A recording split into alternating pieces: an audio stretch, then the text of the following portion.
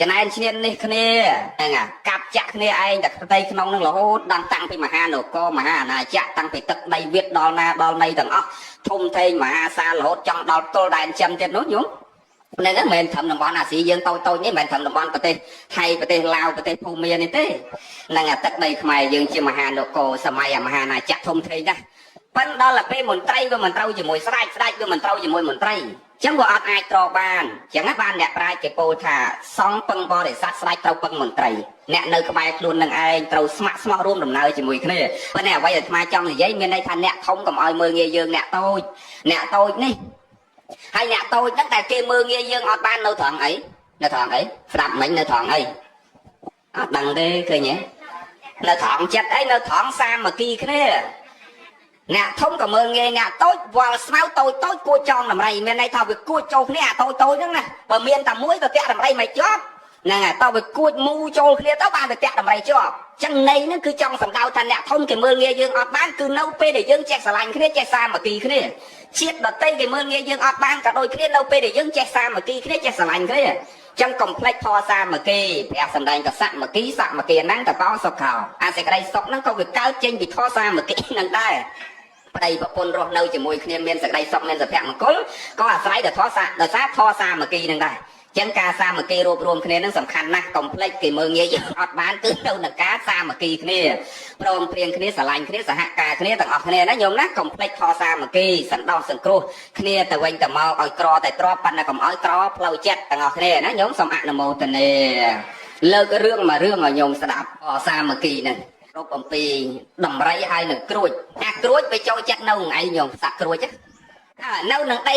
នៅព្យួរនៅនឹងតបោកនៅនឹងក្រោមអាដីជាពិសេសអាដីគេអាកពតស្មៅដែលមានស្មៅអាស្មៅជៀនយើងនៅពីលើងាប់ដុំហ្នឹងវាមានកលុកហ្នឹងគឺវានៅក្នុងហ្នឹងនៅនឹងតបោកនៅនឹងដានដីកលុកដែលមានស្មៅនៅពីលើចិត្តហប់ចិត្តឆឹងហ្នឹងវាចូលទៅនៅក្នុងហ្នឹងនៅក្នុងដីតបោកនៅដានដីប៉ុណ្ណឹងណាអាសត្វក្រួចនេះវាចូលចិត្តនៅដល់អញ្ចឹងហើយដំរីនេះវាធំក្រួចវាតូចមិនចឹងទូចតែមួយហ្នឹងបានមេជើងហ្នឹងហើយអាដំរីនោះមិនធម្មតាណាធំហើយដល់វាដើរតាច់ញ៉ាច់មកក៏មកជន់សបុកក្រួចហ្នឹងងាប់តិចកូនគេមកសបុកមកបាតជើងគេហ្នឹងកុំថាដល់ក្រួចសម្បីតែឆ្កែងាប់ដែរមកដាក់ចំពីលើហ្នឹងញោមហើយមកបាតជើងហ្នឹងទៅទាំងអស់គ្មានសល់មួយទេហើយមេម្ដាយនេះខំប្រឹងចេញទៅរកចំណីយកមកឲ្យកូននឹងរឿងគេលេងឲ្យយើងរៀនពិចារណារឿងកតិលោកឯងមិនមែនរឿងព្រះសម្ដែងហើយដល់អាមេនេះម្ដាយក្រួចនេះត្រឡប់ពីរកចំណីមកវិញស្រាប់តែឃើញកូនហ្នឹងងាប់ទាំងអស់បែកឈាមបែកទ្រូងស្លាប់ទាំងអស់ហើយឃើញដានជើងដំរីច្បាស់ណាស់ដល់កន្លែងទៅឃើញដំរីដើរទៅមិនតាន់ផុតទេហើយមកដានជើងនោះវានៅជាប់ដាននៅតែហ្នឹងចឹងទៅក៏ដឹងច្បាស់ថាដំរីនឹងជន់ហ្នឹងជន់កូនឲ្យស្លាប់តើអញ្ចឹងទៅរត់ទៅនិយាយជាមួយដំរីលោកឯងជន់កូនខ្ញុំឲ្យស្លាប់ហើយលោកឯងសងជំងឺចិត្តខ្ញុំលោកឯងធ្វើយ៉ាងម៉េចចំពោះខ្ញុំលោកឯងដោះស្រាយយ៉ាងម៉េចឥឡូវលោកឯងជន់កូនខ្ញុំលោកឯងត្រូវទទួលខុសត្រូវដំរីគេសើចគេថាអញគ្មានទទួលខុសត្រូវអីទេអញមិនដឹងទេហ្នឹងអញដើរតែអញអីចឹងរៀបរាប់និយាយតែអញចឹងតែអាចជន់ឲ្យមិនព្រមទទួលខុសត្រូវអាទទួលខុសត្រូវនេះគេចង់សម្ដៅមិនមែនឲ្យសងជំងឺចិត្ត$20000ដូចយើងទេគ្រួចតែយកលុយ20000មកទៅអីហ្នឹងគេនិយាយថាអ្នកឯងត្រូវទទួលខុសត្រូវនេះគឺសម្ដៅថាឲ្យដំរីនឹងវាចេះទទួលខុសត្រូវសុំទោសខមាទោសចំពោះគេជាម្ដាយឲ្យសុំទោសគេឲ្យនិយាយពាក្យទទួលខុសត្រូវតែខ្លួនឯងពិតជាទទួលខុសមែនគេចង់សម្ដៅចឹងណាញោមគេនិយាយភាសានេះគេចឹងឯងប៉ុន្តែមកប្រែញោមស្ដាប់គេលើស្ដាប់ភាសាគ្រួចមិនបានចឹងទៅដំរីនេះគេសើចចំអកគេថាឯងតែប្តឹងអ្នកណាប្តឹងទៅឯងទៅធ្វើណីណាធ្វើអញធ្វើអញកើតបើគ្រួចប៉ាន់មេជើងហ្នឹងឯងដំរីប៉ាន់ណាណីឯងធ្វើអញកើតណែគេធ្វើគេដើរទៅធ្វើមិនដឹងចឹងណាណែអាហ្នឹងរឿងដែលថ្មចង់និយាយថាអ្នកមានអុកញ៉ាឯដំអ្នកធំក៏មើងងាយយើងអ្នកក្រនេះបែកគ្នាតែគេមើងងាយយើងកើតតែយើងអត់ចេះឆ្លាញ់គ្នាទេតែបើយើងចេះសាមគ្គីគ្នាចេះឆ្លាញ់គ្នាអ្នកធំប៉ុណ្ណាក៏ធ្វើឲ្យយើងកើតដែរចឹងទៅដល់ពេលគេដើរធ្វើអំភើយមិនទទួលខុសត្រូវចឹងទៅគ្រួចនេះក៏មិនដឹងធ្វើអីគេកើតដែរដើរត្រឡប់មកវិញយំឲ្យសស្រាក់ចឹងទៅដល់អញ្ចឹងទៅជួបបងសភាទន្សាយក្នុងរឿងទាំងអស់នៃរឿងនៃទានខ្មែរយើងមិនចោលសភាទន្សាយនឹងទេប៉ុន្តែសភាទន្សាយនេះឆ្លាតម្លឹងប៉ុន្តែទៅចាញ់ខ្យងណាអាមនុស្សយើងចឹងថាឆ្លាតពេកបើដល់ទៅចាញ់ខ្យងញោមមើលហ្នឹងហើយកុំនិយាយរឿងណាតែរឿងតែនិយាយទៅទានឡានសាយខ្យងហ្នឹងវិញនិយាយរឿងគ្រួចនេះមើលរឿងមកចប់ហើយដល់ទៅពេល mà giống chua bong sự thiện sai xua hay bà anh nhân rương ấy bàn mà dùng sai hồ tập này ở tập sạ chẳng cùi cái cửa điệp rọp tam đầm nào rương chẳng tơ bong ai đầm rấy đa tập sạ sam pina sạ mà ọt mưa sẽ bóc tôn trong choan tôn trong ngọt thằng ócผมเปิ้ลbay nẹtខ្ញុំlại tranh tờ roi chầm đấy ọt bàn nom côn tranh phật bị chương đầm rấy mình bàn sai prap đầm rấy chẳng lột đầm rấy bong đầm rấy nó mà choan côn trong ngọt thằng óc hai còn mình từ tôi không tao đây sao chừng oiខ្ញុំទៀតបងគិតមើលខ្ញុំឈឺចាប់ណាហ្នឹងចឹងទៅសុភាតន្សាយថាមិនអីទេ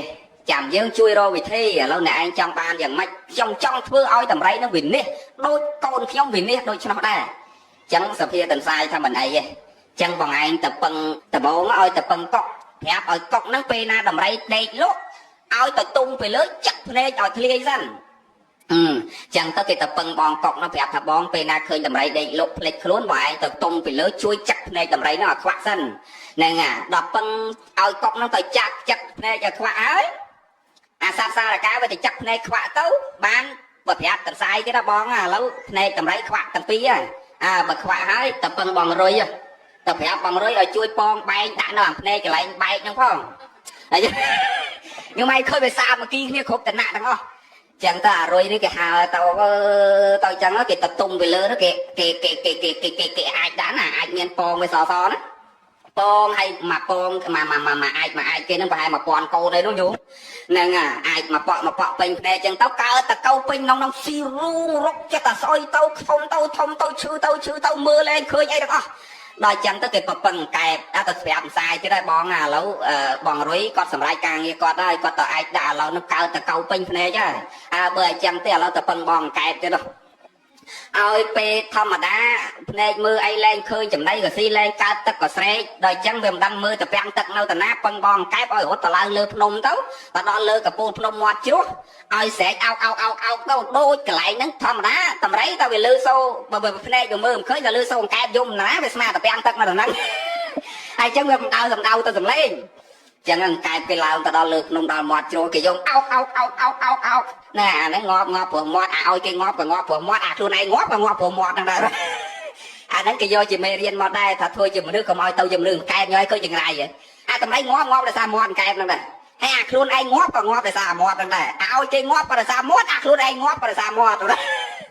អ្នកឆ្លោះពេលធ្លាក់ភ្លៀងដើមឆ្នាំអីហ្នឹងតាឆ្លោះកាន់ពិលទៅគ្មានរងកែបឃើញប៉ុន្តែនោះវាអោកលើសំឡេងណាចុចពិលទៅឃើញភ្នែកដល់ឃើញភ្នែកទៅនិយាយដូចឯងខ្លួនឯង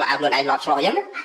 ហ្នឹងហើយនៅវត្តតាយក5ឆ្នាំបើគេឆ្លោះកែបចឹងមែនតាអោកតាណាទៅគេបាញ់អាភ្លើងពិលហ្នឹងតើហ្នឹងឃើញភ្នែកទៅភ្លឺគេរត់ទៅតាមដល់រត់ទៅតាមវាទៅមិនចេញធ្លាក់ភ្លៀងដបងវាទៅមិនចេញពីមាត់រុនមកមិនតាន់តាណាឆ្ងាយដល់ពេលមនុស្សមកដល់វាភ័យវាមិនដឹងតាណាអត់តាន់មានទឹកទៅពាំងលោតរត់ចូលរុនវិញហើយដល់រត់ចូលរុនវិញអាមនុស្សនេះធ្វើអីមិនបានចាក់ទៅក្តៅចូលបើមិនចាក់ទៅក្តៅចូលទេទៅទាញអាកក្វាហ្នឹងដាក់ខ្វោកទៅខ្វាមកងាប់ទាំងអាម្ចាស់ផ្ទះគេដឹងអីនេះទៀតមកទាំងក្តាមមកទាំងកែបអាម្ចាស់ផ្ទះគេក្តាមនេះ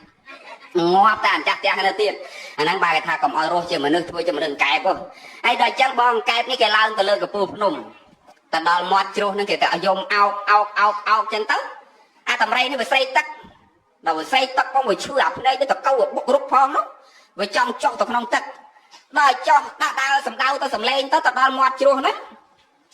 ក៏បាត់សំឡេងហ្នឹងទៅដល់បាត់សំឡេងហ្នឹងទៅ